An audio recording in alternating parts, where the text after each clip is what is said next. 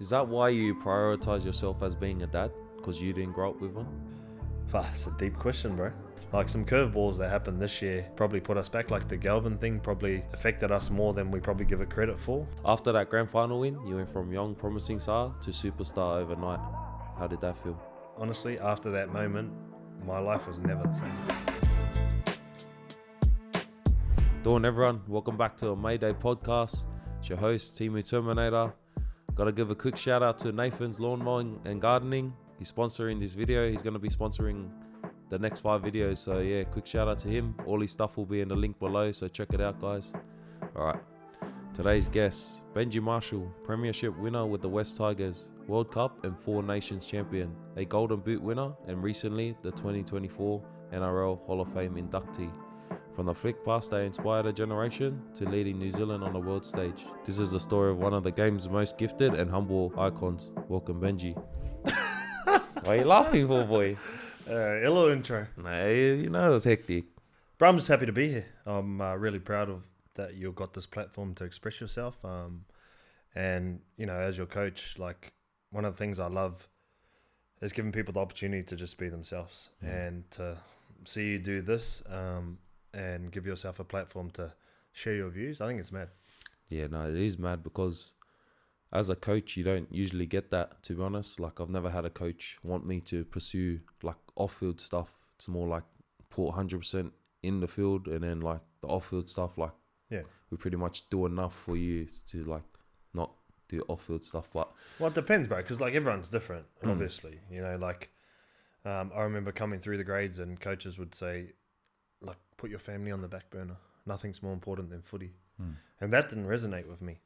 You know, obviously, born and raised in New Zealand, like that just didn't hit home because that's not something I would do for my family on the back burner. It's family first for me, and like even from your perspective, like what I struggled with when we were going through the process of signing you and meeting you and trying to get you to come to the club was, and it pissed me off, to be honest, like this agenda that got painted that you were this guy who was just bad for culture. Like, I don't know how you felt about it, but publicly there was this thing being painted or being spread around that you weren't great for culture and you weren't a great leader in that, and it just pissed me off because I've seen the other side of you that people don't get to see, and like reflecting now, looking back on it, it's just proved all of that shit wrong. Like the season you've had, the contribution you've had to our team, the leadership you've given our side, and when you talk about culture, the way you're driving our culture. It actually makes me proud and happy that you've been able to prove a lot of people wrong and shut those rumors up. yeah, no, 100%. I was dirty when people were like, get rid of this guy. You know, he's putting his family first. And I was like, what the hell? Like, how could you even like want to not put your family before your job? It doesn't make sense because like even outsiders, like as soon as, say you're working in construction, as soon as your kid's sick or you need a jet, they jet, you know what I mean? It's not like, oh, I'm going to stay and finish the slab and then, but with our, like, they got it twisted with our culture, like, nah, you got to put everything into footy, you get paid to do this. Well, I remember when I met you and we talked about, I didn't turn up to that meeting with anything but an honest view of what I'm like and what it was going to be like for us from a values perspective, and we talked about family first, and then we actually connected because I said to you, bro, I copped it in the media for talking about being different and not being a 24/7 coach and taking time out in the afternoon to spend time with my family before I go back to work. And people misunderstood that was like, I don't care about my job. I don't want to be the best coach I can be. No. What I'm saying is I'll do everything I can to be the best coach, but I'm not going to not prioritize my family amongst that, you know? And I think that's where we started our connection, of probably helping convince you to come to us. Yeah, it did, bro, because as soon as I walked in, I was like, this is different to every single meeting I had. Like you straight away said, your fan. But I already knew that from when I first came over, and then seeing those articles when you got in trouble, like, and I was like thinking, what the hell, how's that? But I feel like we're connected well too with the media stuff because we're different to what everyone wants to align NRL with. Like we speak our own opinions, and I feel like you're one of the coaches that you always have your players back. I've seen it like firsthand when like someone tries to say, oh, this guy's doing this, like not good, and you'll be like, no, wait a minute, he's doing what the team need. Like, you know what I mean? You're always backing your players, and I've seen it off the field too, where people want to say stuff, and then you'll like reply to them like, nah, that's my player, you know. Even on last week. I don't want to go into much details, but let's go back to the beginning. Whakatane, what was it like growing up as a kid for you? But a lot of people don't really know my story. I was born and raised in a little town called Whakatane in New Zealand, and it's well known for touch. A lot of good touch players come out of there, a few rugby players. But my mum, she was the youngest of 15. Damn. From my grandparents. My grandfather reckons there was no TV, and all they had was a glad wrap and rubber band back then. Honest, that's what he said. And my mum had me when she was pregnant with me at 15 and had me at 16, you know, and I was raised without a dad. I still don't know who my real dad is today, but that doesn't really have an impact on me like it used to when I was a kid. And then I was sort of whāngai out, which is sort of like being adopted, but I'm not adopted. But I had another group of parents. You met my uncle who works with us. His wife's parents helped raise me as well, and I call them mum and dad too. So, I was born there, small town. My whāngai parents were sort of farmers, and my real mum, Lydia, she was sort of a teacher's aide. So. It had a pretty tough upbringing. Like, we didn't have a lot of cash, a lot of money. But the one thing we always had was love, and the love was through sport, playing touch. That's just what we did for fun. Some things growing up, never really had lunch at school, but my grandfather reckons, if you're hungry, just get a lemon off the tree and eat it. But it's sour. Just put some brown sugar on it. All good. So no, it was pretty tough upbringing, but honestly, when I was growing up, I didn't even think it was tough. It was just normal. It was just like this is what it is. We lived in a 3-bedroom house with heaps of my aunties and uncles and cousins, and I loved it. Loved every bit of it. Is that why you prioritize yourself as being a dad? Because you didn't grow up with one? It's a deep question, bro. Yeah, I always had this thing inside me where I wanted to become a dad, and like that was what I feel like my purpose on this world is, to be a dad. And then once I became a dad, I wanted to make sure that I give my children all the things that I never had. And by that, I mean just like time, presence, being there for them, you know, when it's like parent-teacher days, making sure I can make those days, or first days of school, sports, all those things. And it's a little bit of childhood trauma that, like, the things that I didn't have, I make sure I try and give my kids. But I'm also mindful that I don't want to give them everything, like, here's an iPad, here's the money, have whatever you want, because I also want them to understand, like, how to grow up with a little bit of resilience. And it's hard, bro. It's hard. Being a parent's hard. But I want to make sure that I give my kids everything that I can, time especially. Yeah, because I was just about to bring that up. Like, you don't spoil your kids, but I know you spoil them with like your time and that kind of stuff, which is mad. I'm hard on them. Yeah. Like, I'll be honest, I'm pretty hard. People see me parent my kids and they think I'm pretty hard, but I'm pretty fair. Like, if you're respectful and you're behaving well, it's all good. But once you sort of step out of line, then I'm not going to accept that. It's a bit like coaching. You. Not me, G. You were playing both codes, union and league. Give us a talk about what attracted you more to league and why you stayed in league. It's actually crazy. I played a little bit of league on Sundays in Whakatane, but mostly play rugby every Saturday and sometimes on a Wednesday. So I just love playing sport.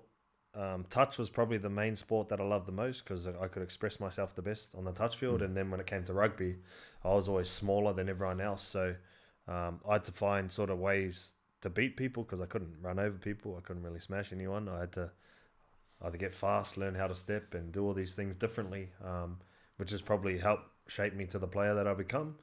Yeah, it was crazy, bro. I didn't really take league seriously until I was in year 10 at high school, and I did tourism as a subject. And I only did the subject because they went to the Gold Coast for a trip. And I was like, yo, that's me, I'm going to the Gold Coast. And we went on the trip, and when we got there, one of our ex-schoolmates was playing a school game for Kibra Park. And they were sort of aligned with Canberra Raiders at the time. And we were just going to go there and watch. And we rocked up, and the coach of the school team said, "Oh, any of you guys play league?" And we're like, "No, we just play touch and rugby a bit." He goes, "Oh, jump on, have a trial, and if you go good, we might offer you a scholarship." So me and two of my mates played, and we carved them up that day. And then after the game, they grabbed us and said, "Look, we want to bring you back on scholarship." I said, "Oh, I'm going to have to ask my mum," and got back to my mum, and she pretty much packed my bags, kicked my ass, and said, "Get on the plane, hurry up. They're paying for your school and your accommodation later." And sent me off to the Gold Coast. So that was it. That's how I got into league.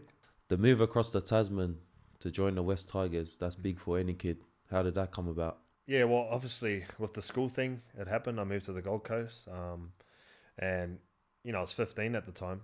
But I actually think my childhood and my upbringing helped me prepare for that, because I was so used to staying at my uncle's place in Wellington, then go to my other uncle's place in Hamilton, and then go and just stay from house to house. And I was a traveller, bro. I was never really in one place. I didn't really have just one home where I lived. I lived with everyone, and I think that helped me at 15 be able to move to the Gold Coast and be able to handle it on my own without my family, without any support, without any friends, and just do it, because I'd done it my whole life anyway. Getting to the Gold Coast away from my family, it was hard at the start, but the one thing I had in the back of my mind that probably kept me there when it was hard was that I wanted, first of all, to move my mum and my little brothers out of Whakatane and get them over to Australia, and the only way I could do that was to buy a house for them to live in. So that's what sort of made me stick at it, and realizing that I could maybe do that. It wasn't like a realistic opportunity at that time, but there was a chance that I could. And and that dream and sort of chance become a reality, and I got to do it and move them over, which is probably still one of the biggest achievements in my life so far. Yeah, so you moved when you were 15, and then Keybro, GC. How did you get to Tigers? It was actually crazy, because Keybro was with Canberra Raiders at the time. Yeah. And when I got to Keybro Park, Canberra Raiders dropped the school. And I was like, that made me feel like a little bit uncertain about, is all the things that were promised going to get taken away now? Am I just going to the school? If it is, all good, because I don't have to pay for it, and my mum doesn't have to pay for it, so that's pretty sweet. But then the West Tigers, I think they got Tim Sheens on board as the coach, and then they brought the school into the Tigers as like a feeder school to the Tigers. And then Tim Sheens came down, he watched one school game, and they grabbed me after the game, and he said, "I want to put you on contract with the Tigers." And it was mad, because on $200 a week at school, hectic. I went from making no money to all of a sudden I signed this contract, $200 a week, going to school thinking I'm mean. Instead of asking for people at the canteen for cash, bro, can I borrow 20 cents? They were asking me, you know. So it was a big turnaround, and just the timing of how it happened felt like everything was sort of meant to be. And obviously, instead of ending up at Canberra, I ended up at the Tigers. So they signed you at what age? 17? That was 17, yeah. And then you moved from GC to... I hadn't moved yet. I was still at school. Yeah. And because I did the preseason in 2002 and 3 with the Tigers. Yeah. So I was 16 and 17. And then in the year of 2003, just at the back end of the year, I played schoolboys, and then I had Tim Sheens call me, and he's like, "Hey mate, this is Tim Sheens. I'm going to play you this week against Newcastle." And I said, "Yeah, fuck off," and I hung up. Because my mates play pranks on me. So I thought, nah, this is one of my mates 100% playing a prank on me. And then the phone rings straight back, and he goes, "Hey mate, this is honestly Tim Sheens. If you hang up again, you'll never play first grade football." I went, "Nah, sorry bro, I thought it was one of my mates, you know." Yeah. And then, long story short, for that year, I went to school, Monday to Thursday. Thursday after school, I'll fly to Sydney, train on the Friday with the team, play on the weekend, and go back to school Monday. And I did that for the rest of that season. And then I moved to Sydney in 2004, at the start of 2004. That's crazy, bro. Yeah, I was at school, and all the people who didn't used to like me, all of a sudden on the Monday, they liked me. Don't worry, I know the feels, but mine was after school. So everyone didn't like me at school, and then after school, bro, you think about it though, like it's actually crazy. Like one day nobody knows your name, like absolutely no one. You know, you walk down the street and people just walk past you, and then you make your debut and you go back to school, and it was just weird. Like you can't even explain it. Like you walk down the street and people are like, "Hey, you're," you know, that's how it started, and then it became just like overnight, instant sort of fame, and. But I didn't know how to deal with it. It was actually like you know, when you're young, oh, how good's this? Yeah. You're like mad. Right. It's just crazy how it just all happened so fast in like one instance. Yeah. But nowadays, like, I feel like if you're like 13, like some 13-year-olds already got big names. And I'm like, what the hell? But back in the day, like, don't get me started. It was like, that's going to go for too long if we talk about that. Those early days back at Tigers, you were that skinny kid. What was the biggest culture shock? Like, you're going from playing school footy to being professional and training every day for a living. You're in this environment where you're training with men, you know, and I was really lucky because I got put into a culture where it was driven by the older guys. And this can't happen anymore, but when I first got there, it was like, all right, let's go to the pub on the Monday, have a dinner, have a couple of beers together, just to connect and get together. And that was normal. Then go to training the next day, train hard, fitness, then play on the weekend. You know, it's obviously doesn't happen like that anymore, but you go from school to full-time playing footy. It was mad. It was actually like hard to believe, but we had such a good crew of like Mark O'Neill, John Scandalis, Daniel Fatinui, Ben Galea, got older guys who were real good at being role models for the younger guys and took me under their wing, showed me what it took to train properly. Also, like I told the story on the West Tigers podcast, is I went out with Scando one night, and when you're young, you do dumb shit. And Daniel Fatinui's going to me, bite him on the arm, he likes it. Who likes being bitten on the arm? You know, so I bit him on the arm, and he goes, hey, do that again, I'm going to punch you in the nose. I went, he won't. So I bit him again. Boom. But that, you know, like you get put into line properly. You can't do that stuff anymore, obviously. But no, they taught me how to be a man and actually how to behave properly. So I was lucky, bro. I remember Hodjo telling a story inside one of the meetings about like how you were like the biggest jokester, prankster, but you'll always be the fittest guy there. Yeah. And like it got the respect from the boys. Yeah, bro. It's just one of my biggest strengths was just because I played heaps of touch and I never used to sub at touch. I was a greedy fella, bro. I used to just want to stay on the whole game. But in pre-season, I used to win all the fitness by a mile, like smash everyone. And one day the boys go, hey, stay with the group. And Tim Sheens is on the other side going, you better not let them beat you. And I'm like, I don't know what to do, bro. I don't know. Do I stick with the boys and get their respect, or do I smash them and like just rub it in, you know? So I thought, you know what, I'll just stay with the boys for one run. So I stayed with the boys for one run, and then they're like, yeah, that's rock solid. Now you can smash us. So I think I made the right decision. But if I was given that advice again, I just would have smashed them and made them catch up. 2005, the famous flick pass to Pat Richards. What was going through your head at that time? Yeah, bro, I've been asked this question so many times. The answer's always been the same. Nothing was going through my head. Like, honestly, it's just one thing that I always did when I played was like whatever I felt on, I would do. And I was lucky back then because the consequences for mistakes aren't what they are now. Like, there's not as much pressure around momentum like it was back in the days. Or sorry, like it is now. And so I made a lot of mistakes because I tried heaps of shit. And with that flick pass, I'll never forget it because it's just weird how it worked out. Like, Thurston kicked the ball down to the corner. The first thing I was defending on the wing because I dislocated my shoulder. And if I dislocated again, my season would have been over. So they just defended me on the wing. So I was back there for the kick. They kicked it to Hodjo, and I actually wrapped around Hodjo just in case. And Travis Norton from the Cowboys took himself out of the line and tried to whack Hodjo. And he passed it to me, and he left the big space because Thurston got taken out on the kick. So I sort of just like accelerated through the space. And I remember ran around David Faiumu, and I got to Matt Bowen, and I was like, yo, I'm going to get this guy. I'm going to goose him. So I sort of goosed him, and it didn't work.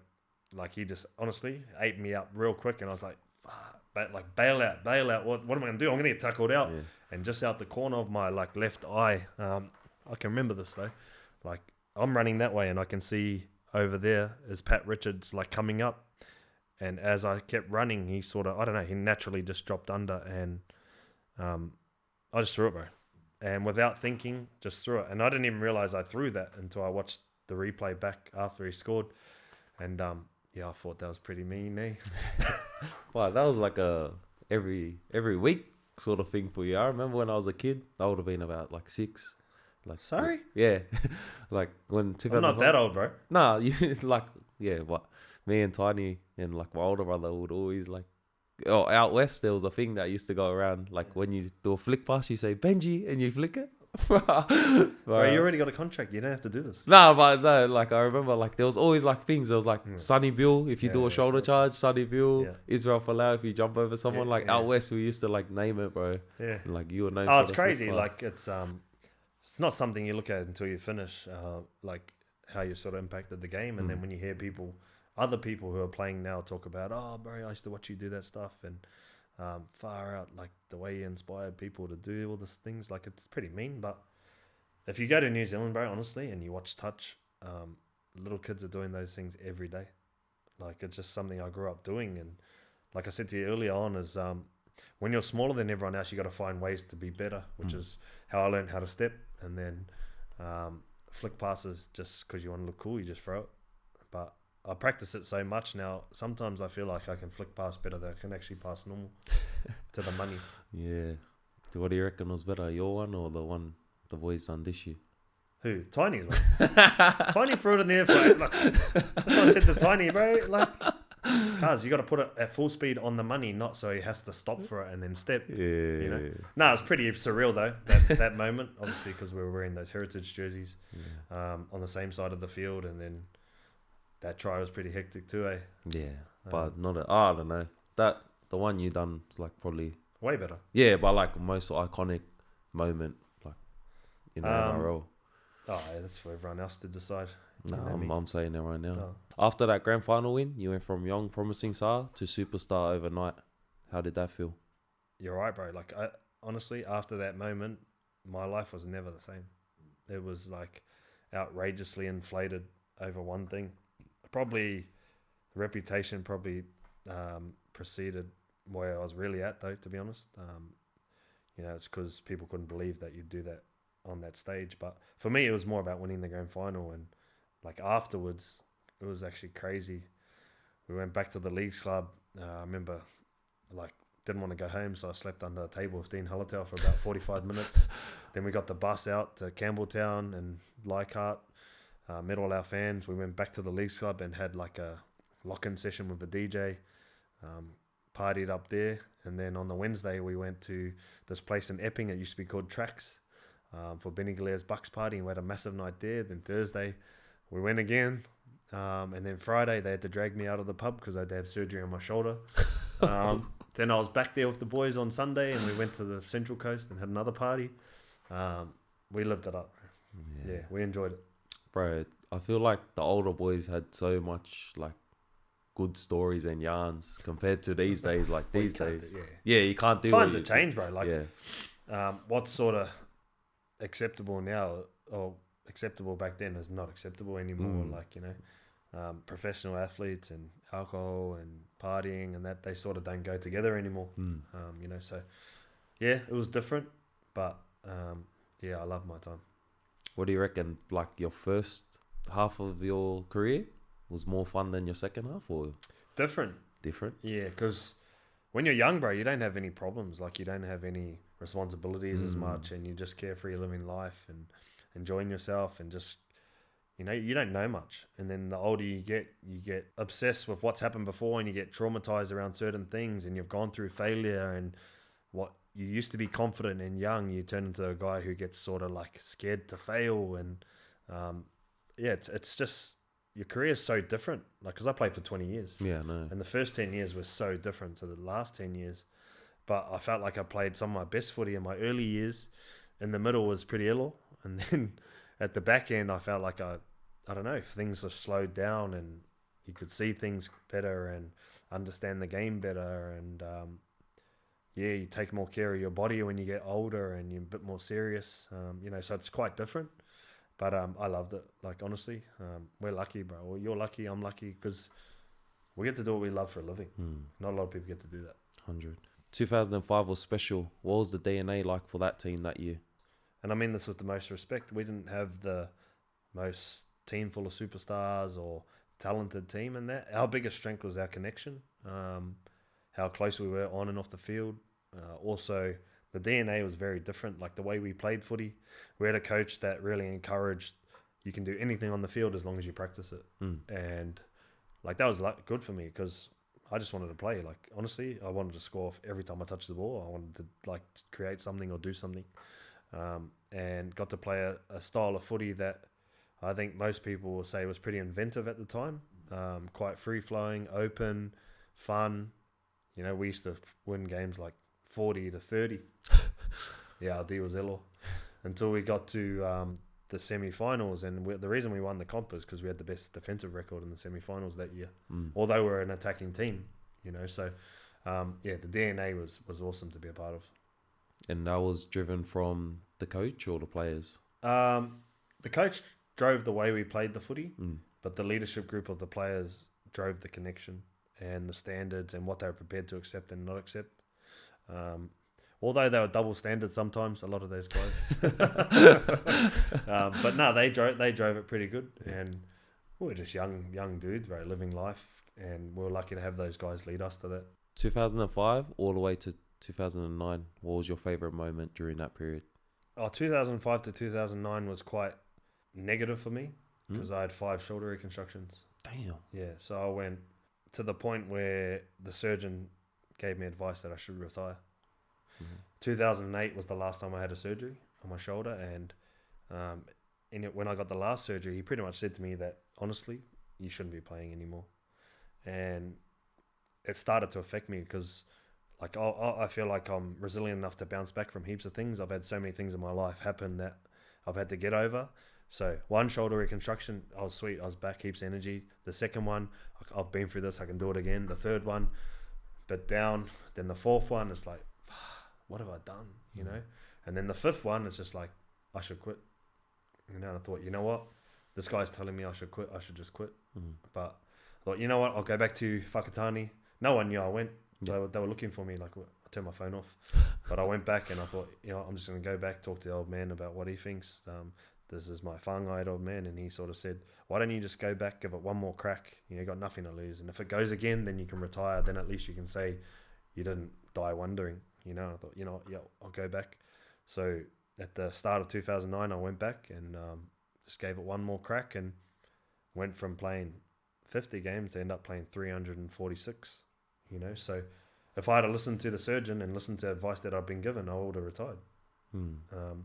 So yeah, those years don't bring up that much happiness, to be honest, or good memories. It was a slog to the point where, you know, looking back, I can honestly say like there were some dark times amongst it, but I had so many good people around me that helped me through it. And the best part that I like about my career is the same group of mates I had before footy and during footy are the same best mates that I got now after footy.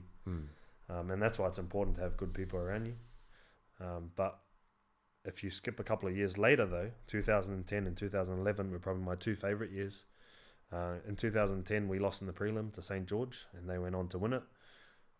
But the way we played in 2010, I thought we were a genuine chance to win the comp that year, and probably one we let go.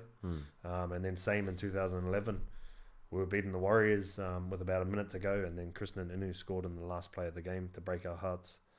And then we missed out on the prelim that year again. But the crew we had in 10 and 11 was some of the best that I've ever been a part of. So yeah, those memories were probably the best. What was the difference in your mindset when you're 20 to 25, 26? It's like experience, like you sort of know what it takes and you've been through what works and what doesn't work, and you start to understand what your strengths and your weaknesses are and how to play to your strengths. And even though I was 25, I was captain of the Kiwis at the time at 25. So I'd become pretty high up in leadership, and you just understand that your role, when you're 20, you just play. When you become a leader and you get a little bit older and you're one of the main guys in the team, you sort of have to drive leadership, sort of like what we're going through with you guys, right? Where I talk to you guys about leadership's hard and it's a responsibility that requires sacrifice and time, because you have to stop thinking about your game and worry about the whole team and how you can get the best out of the guys around you, like the young guys and the middle of the road guys, and get everyone on the same page. It's hard. And I actually really enjoyed that period of leadership around 25, 26 and played some of my best footy. I won the Golden Boot in 2010, and that was just playing footy. Yeah, loved it.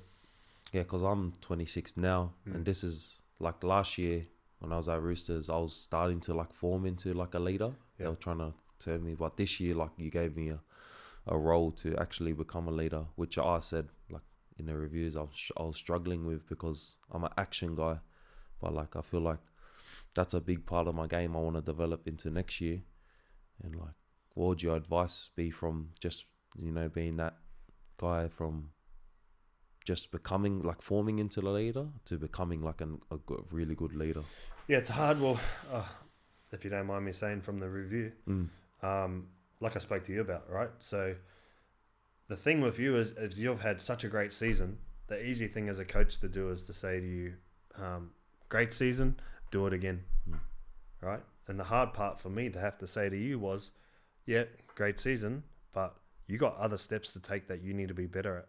And one of the things that you can get better at is your actual leadership. And then a few more things that I won't talk about now, but if you trust me, we can make you a better player. And if I keep pushing you to be better instead of just letting you just be the same, like that's what it's about, you know? And for you, like your leadership, I saw it grow massively through the year. And we're lucky, bro, because coming into our team, I knew you had that part of you, but what we actually got out of you in terms of leadership was like unbelievable for us. And and there's so much room for growth there with you. 100%. It's tough though. Like leadership comes with a lot of responsibility, and it comes with a lot of things where, like I said before, you can't just worry about yourself. Yep, you can lead by your actions, which you're good at, but you also got a voice, and you also got the ability to bring the other people around you, below you, above you, whatever it is, with you. You know what I mean? And if you can help, let's say you only help 2 or 3 people in our team grow, that's 2 or 3 more than we had the last year before coming with. And if we get all of our leaders doing that, then we all grow. 100. You know, so if you're an aspiring leader, sure, it's a responsibility, but if you get into it, it can only help you and the team. 2008 World Cup, Kiwis. Where does that rank in your books, beating the Aussies? Honestly, that's up there with one of the best memories of my whole life. First of all, like for me, obviously I don't get to play State of Origin. And while we're on that, like my opinion on State of Origin is I don't think we should be allowed to play State of Origin. I actually think it's an Australian thing where if you grew up here, like for you, all good. You grew up here and you're born and raised and played your junior footy here, then sure, you can play State of Origin. But for me, like I grew up in New Zealand, so the only thing I ever wanted to do was play for New Zealand. And it was rugby when I was a kid, and then it was obviously league when I got older. So representing the Kiwis was like the biggest honour for me, because it's not about you. It's about your family and friends, or the people invested in you, the country, people watching you. And in 2008, we actually helped change, because rugby union dominates New Zealand. And I'll never forget in 2008 just how we convinced maybe a few kids to change from rugby to rugby league from winning that World Cup, because kids want to be like support people who win, you know. But yeah, that World Cup year for me was crazy, bro, because we were given no chance. Honestly, like we were massive underdogs, and we rocked up with this inner confidence. Wayne Bennett actually come on board as assistant coach with Steve Kearney to help us that year, and he was massive for us. But I'll never forget, in the eve of the grand final, woke up in the morning and got a phone call from one of the bros, and he goes, "Oh, bro, don't read the papers today." Bro, if you're going to tell me not to read the papers, what do you think I'm going to do? I was like, oh, what's in there? And they had this thing on the front page, and it was Bash Benji campaign. Right? And I'd just come off a shoulder injury, and they're like, we're going to get into him, run at him, take him out, take his time away, all this stuff. And I was like, oh, it's all good. And then I'll never forget, but the boys and the Kiwis got around me, and they're like, nah, bro, whatever happens, we got your back tonight. Don't worry about that shit. If anyone takes you on, we'll jump in, all-ins, whatever, all good. And we ended up winning. It's crazy. I'll never forget it, bro. One of the greatest feelings of my life. When the full-time whistle was blown in that game, because not only were we underdogs, but just the satisfaction of like all the shit that went down with the bash me up stuff and all that, to get the last laugh was pretty mad. Yeah, 100. I feel like playing for your country is one thing, like then your club, because your club, you're playing for the club and the fans and that yourself. But whereas when you're playing for your actual family, like it's a Yeah, different powerful, feeling, man. bro. Yeah. Yeah. Then you got like boys around you that all kind of grew up the same as you, you know, from NZ and that, and you like feel like you already know them like really well and that kind of stuff. So it's a different feeling, but It's the best, bro. yeah, I loved it. But yeah, that moment's up there. yeah. Even with my opinion on State of Origin, I agree with you. I don't reckon they should like let pommies and people that didn't grow up here, because it won't really feel like State of Origin. Like State of Origin's between like New South Wales and Queensland. Yeah, I agree. Like not New Zealand, England. You know what I mean? Sometimes it's nice to just be a fan. Yeah. You know, and sit on the fence. People always say, "Who do you go for?" And I always say, "Whoever my boys in the team are playing for." Yeah. But you're not gonna like it. I played Queensland schoolboys on the Gold Coast, so a bit of Queensland at heart. But Yeah, I knew you were gonna say that. that's okay. You gotta go for who you go for, bro. 2014, you switched to Union. Was that a massive decision for yourself? Controversial one. Probably one of the biggest decisions I ever had to make in my career, to be honest. And it was a tough one because I made it very clear at the time that I didn't want to play for any other NRL team but the Tigers. And they sort of took that out of my hands because, like, I don't want to mention names and stuff, but they sort of come to me and said, "Hey, listen, if you get another deal elsewhere, you should probably take it because next year we got Brooksy and Mitch Moses here and we're going to go with them next year. So probably be wise for you to take it." And I'm the sort of guy that if I don't feel wanted, then I don't want to be there, you know? And it's hard for me if I don't feel a sense of they want me here, then I'm not going to be there. I can't buy into what you're saying if you're bullshit and you don't want me. Anyway, so I knew that. So I went to sort of CEO at the time and I said, "Hey, look, this is where it's at. I think from what I've been told that I'm not wanted here. So if you don't want me here, I don't want to be here." And he already had a release ready for me. "Oh, here's a release if you want to go." I was like, "Oh, okay." So yeah, that's how it happened. And I pretty much signed the release that day without knowing what I was going to do or where I was going to go. And then I ended up signing with the Blues. You know, and the thing that's hard to admit about that is I feel like I'm always invested fully in all the things I do and give everything. But there was probably a part of me that I went to rugby because I didn't want to play for any other NRL teams. So I wasn't fully myself or committed to that, I don't reckon. And you always know, bro, if you give everything. Admitting that you didn't have what it takes in another sport and got it wrong is hard to do. And I had to do that. And I spoke to the coaches at the time and he just said it wasn't working for them. And I said, "Yeah, well, it's not working for me too." He goes, "Oh, you should probably go back to league." And I was like, "Yeah, okay." And we shook hands that day and similar thing. I only lasted 6 months there and then I came back to league and ended up signing with the Dragons. Yeah. But that experience, bro, taught me a lot about like it doesn't matter what sport you play. If you got good people around you, it makes it fun. And I had a great career at the Blues who were awesome dudes and they fought for me to stay pretty hard. But in my heart, I knew I wanted to come back to league. But it was interesting rugby, different sport. I make a joke, but I still got splinters from the amount of time I sat on the bench.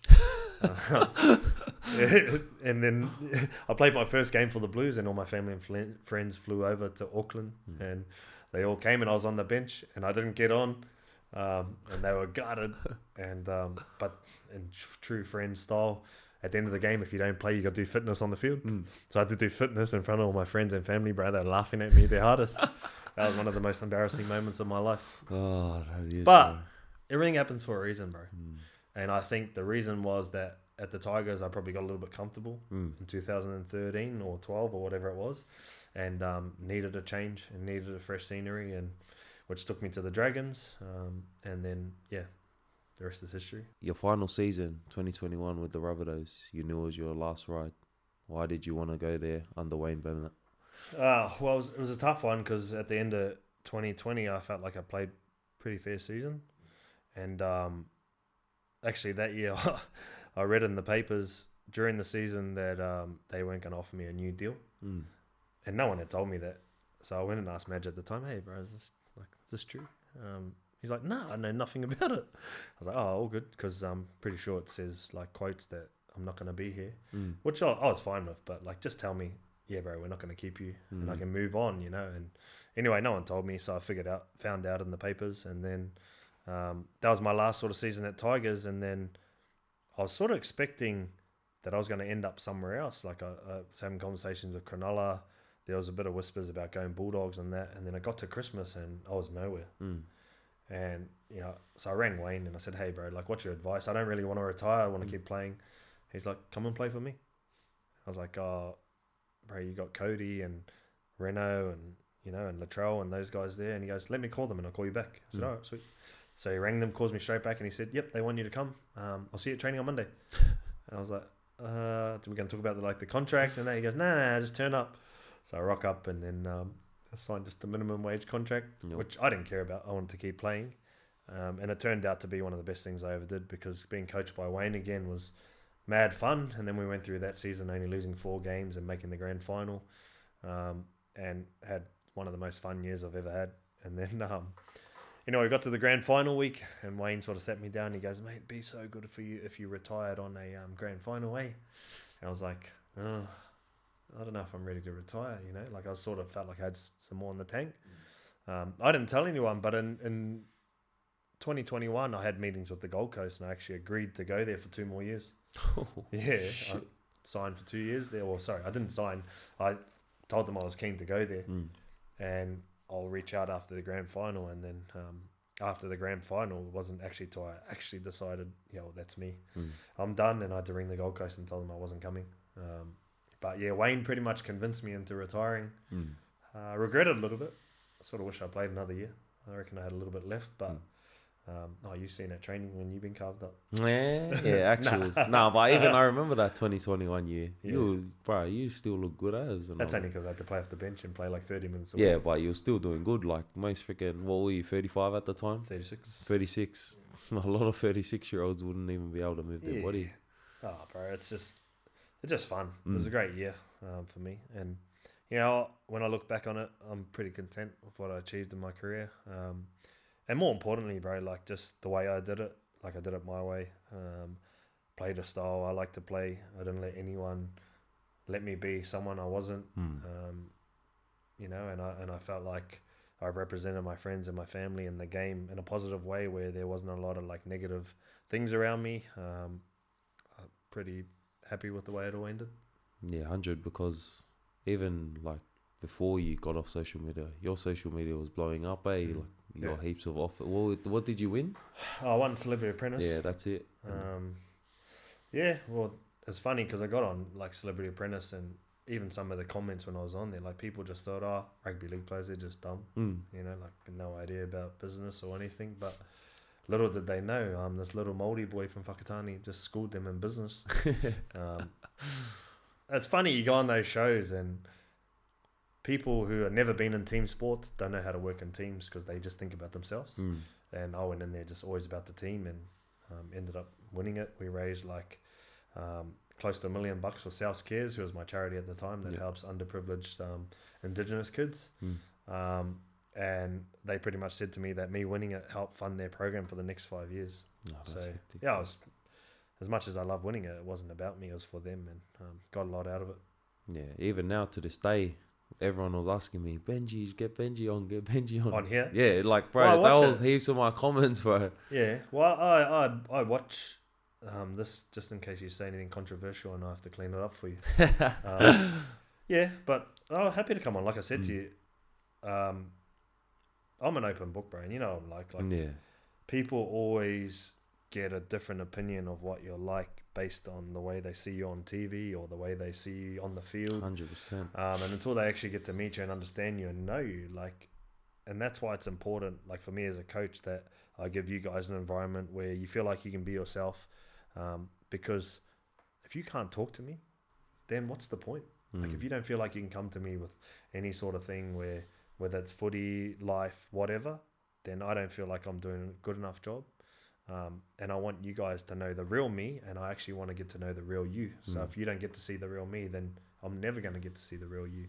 And that's what I love about your brother, Tiny, because he's quite introverted, you know, and we have a great relationship where I feel like you can tell me anything, and if I can help you, I'll help you, you know, and we're comfortable enough with each other to be able to do that.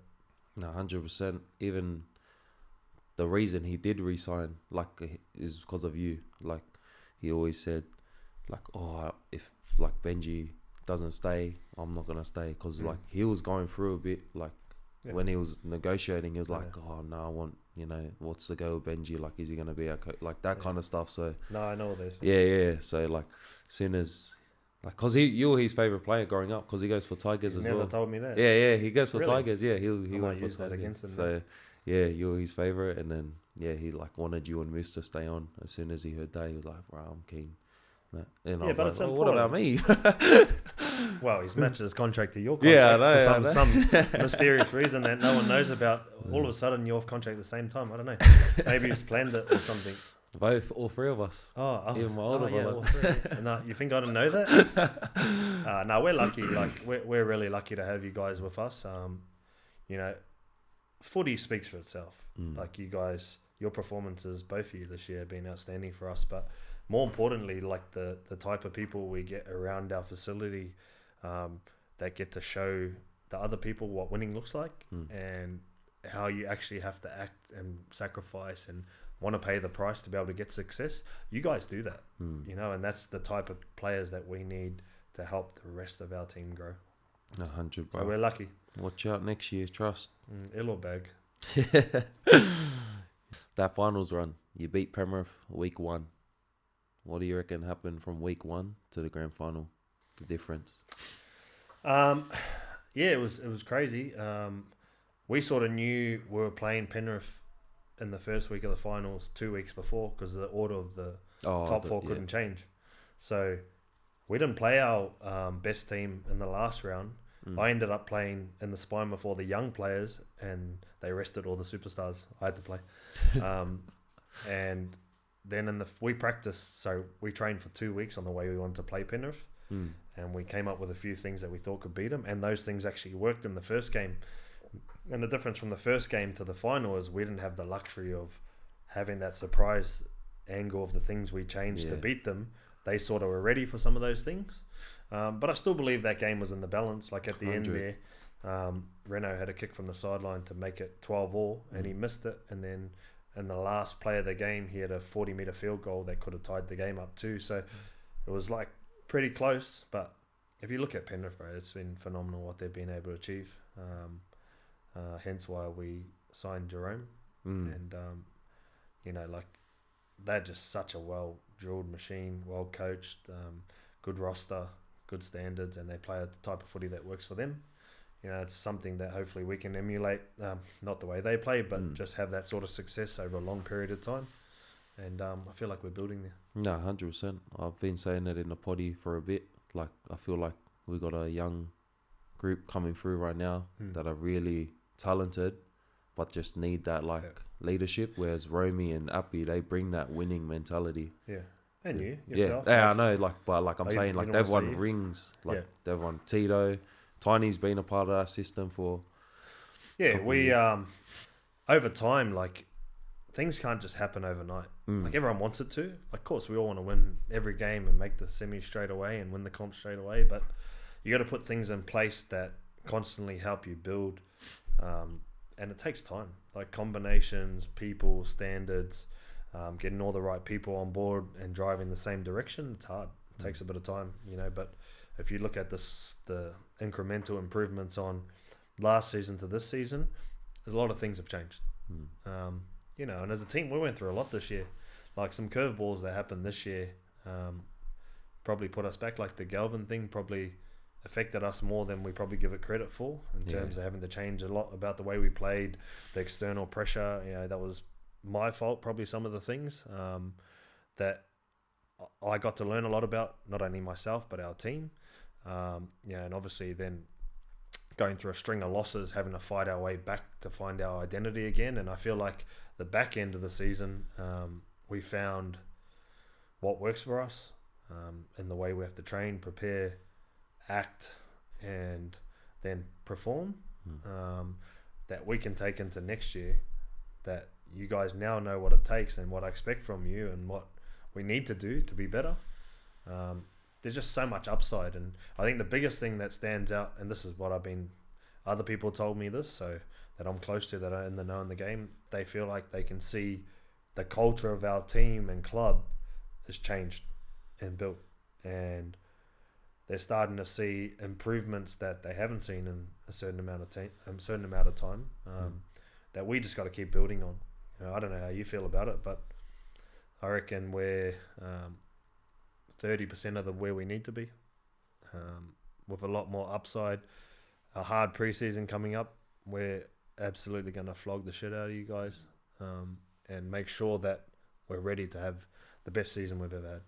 100. I'm the same as you. I feel like we're just scratching the surface with where we can become, and I know what we can become, and I know there's something like brewing in the scenes, especially with the signings like we got, the boys we got out. Like, not like shout out to all the boys that are gone, but like you had to do a bit of a cleanup.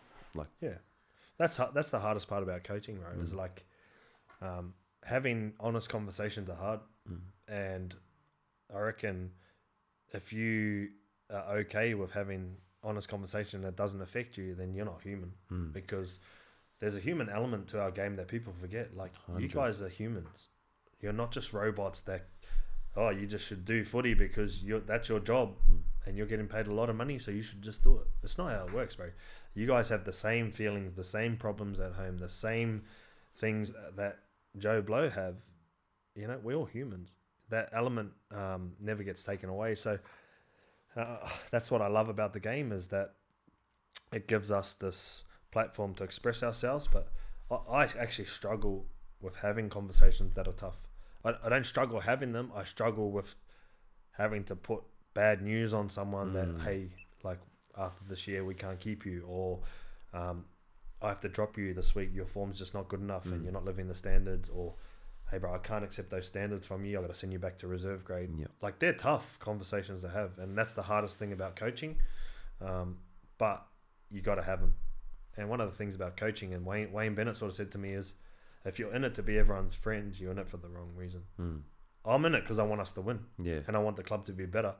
You can be a good person doing that, but I feel like you have to be honest and open, and changing clubs is hard. Like, cleaning people out's tough. 100%. Because I'm always the bad guy. But it's part and parcel of the job.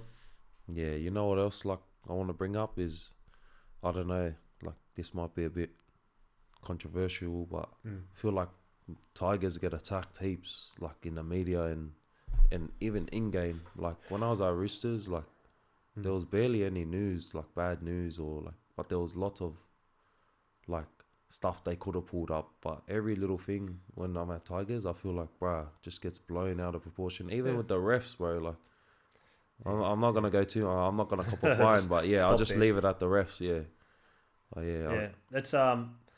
It's hard, bro, because like when you're losing, though, everything gets amplified. 100%. Like, when you're losing, everything gets brought to the surface. When you're winning, it hides a lot of things too. I don't want to say too much about those things you're talking about, but we're such a big club that's a sleeping giant that when I've seen it, when you get it right and when you're winning, the club is huge. The supporters come from everywhere. And I can honestly feel like over the past 20 years of no success, in particular no finals since 2011, the belief of some of our fans has probably wavered a bit to the point where they want to leave and support other teams. And I reckon slowly we're starting, or you guys are starting to bring that back through the way you're performing. And if you get it right, we get it right, the club is huge. And you'll get to see that. Now you're back at Tigers as head coach. What was the first thing you wanted to change coming in? It's crazy. I was working on TV at Fox Sports, had my own TV show, no stress, no pressure, life's good. I only had to work like 3 nights a week, 1 day a week. Could play golf like every second day. Life was good. And then I actually just got asked a question about, if you were coaching the team, what would you change? And I started just rambling and came up with all these different things. And they're like, oh, we're interviewing Cameron Serrata. He said quite a few of the same things you're saying, so you must be a good coach. I said, look, I haven't done head coaching before, but I've been doing like development coaching through the last 5 or 6 years of my career with the juniors, halves, spine players, positional stuff. And I like coaching. They're like, oh, would you consider becoming a coach? And I was like, I like my job, what I'm doing now. I reckon I could do a fair job. I just probably would need some time to transition into it. And then they come up with the idea, oh, well, Tim Sheens can coach for 2 years and then you can take over after 2 years, which is crazy just thinking about it now. Like, they've gone with me, who has zero coaching experience, with the faith that I can turn it around, you know? So the thing that I reckon what works for me is I'm not scared of anything because I just want the club to be back where it belongs. And I'm in it because I genuinely care about the club and actually love the club and want it to go well. So every decision I make is about the club and the team. It's not about me. I actually, you know what? My life was so much more fun and stress-free, not coaching. 100. But there's also something very addictive about the feeling of when you played, you're playing for something, and the pressure of performing. When you stop playing, that's the part you lose. Like, I wouldn't say I was a very physical type player where I love the contact, but that's one of the things I miss the most is the actual physical contact from playing. And then the only next best thing you can get out of sport when you're not doing it professionally is actually coaching. So it's something like mentally not right about it is that I enjoy the competitive part about everyone thinks you can't do it and everyone thinks you're a shit coach anyway. Why don't you just go and just do everything you can possibly to turn this club around? And if it works, well, you're the shit coach who made it work. And if it doesn't, oh, well, then you'll put things in place that you know with the best intentions to turn the club around, and you'll set up the club long term for someone else to come in and take over. That's honestly where I'm at, you know. But again, I'll back myself that I can help us get out of it. You know, and part of that, the star part of that is bringing in the right people. And I feel like we're well and truly on the way. And we're lucky we got Richo. Like, you guys only know Richo as the angry CEO guy, but he is the most professional, planned operator that I've ever seen. And the best part about it is he's got my back on all the decisions that we make together. We have a plan, we're stuck to it, and we're in a position now where we're starting to see a bit of growth from that plan. Yeah, I want to double down on the thing you said about like team. Like, people might get it twisted with you, like saying your family, but bro, you're in first all the time. You're one of the last to leave. And then also with the like coaching, you're always saying like, I don't care about myself. Like, I couldn't give two shits about what's going on in my life. I just want to see you boys win and be happy.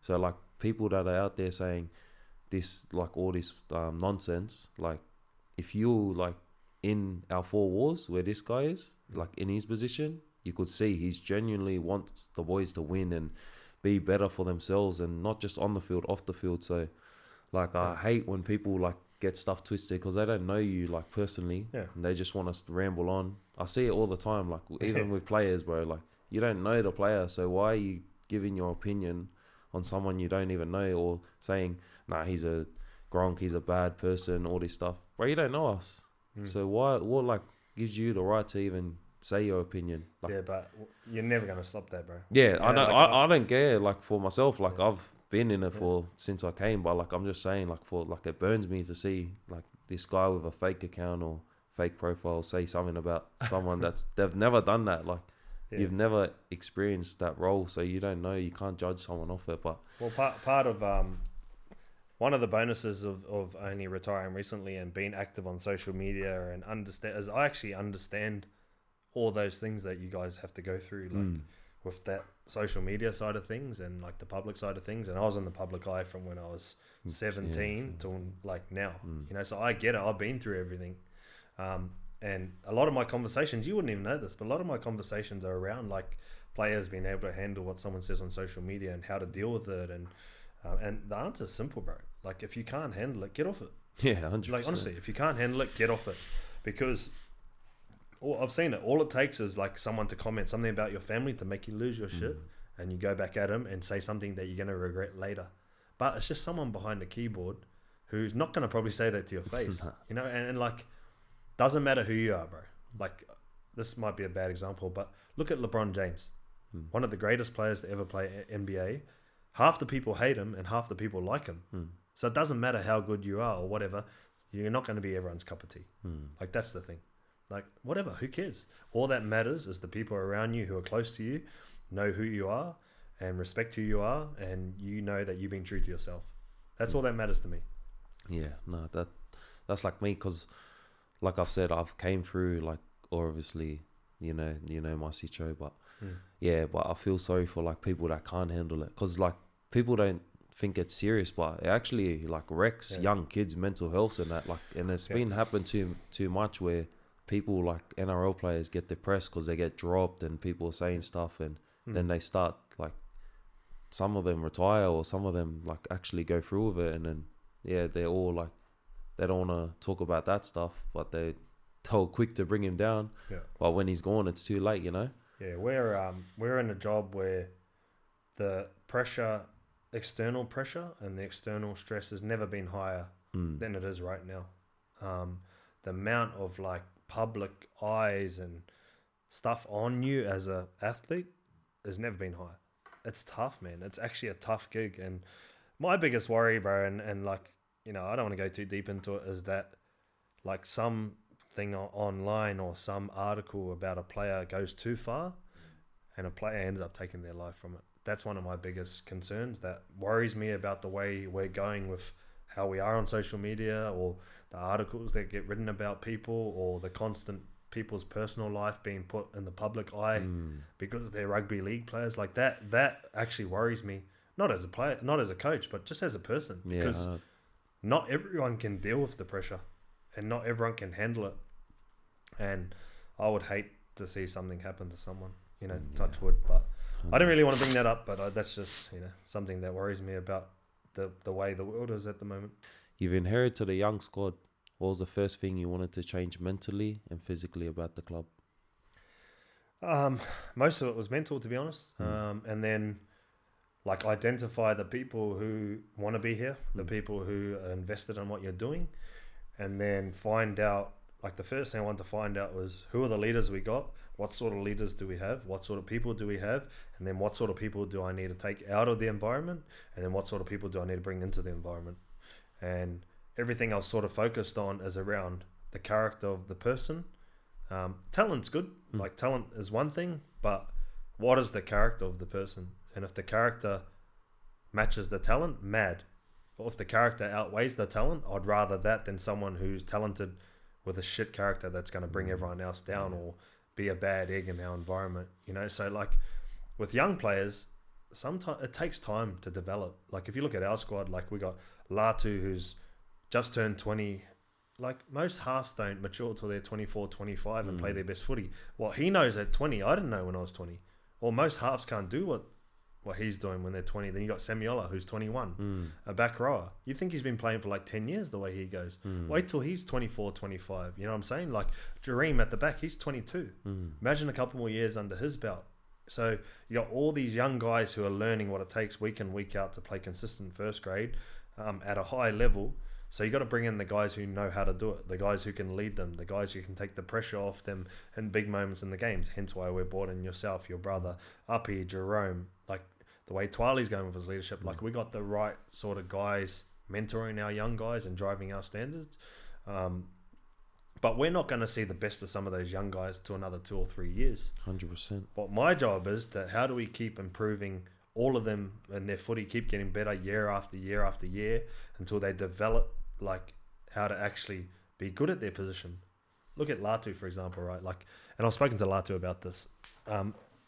He had no preseason reps at halfback, yet we put him in at halfback and just expected him to know how to manage a game, how to kick to the corners, how to know like when the game needs you to speed it up, or when you're playing on the back foot and you got to try and find something, or when you're playing on the front foot, how to like attack. There's so many things that you got to get from experiencing in the preseason.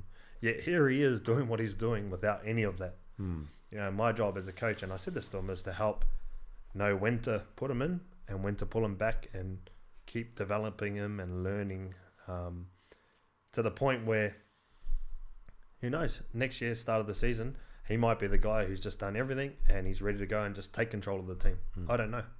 But that's my job, to teach them that. So if I can grow and develop and help all the guys in all different positions who are young improve, and then get our guys like yourself, Uppy, Jerome, Twali, Adam, like improving as well.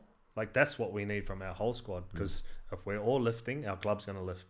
But I can't just have them developing and the leaders not growing. Yeah. You know, like, everyone's got a job to do. Hence why I'm going to be harder again this preseason, drive the standards harder.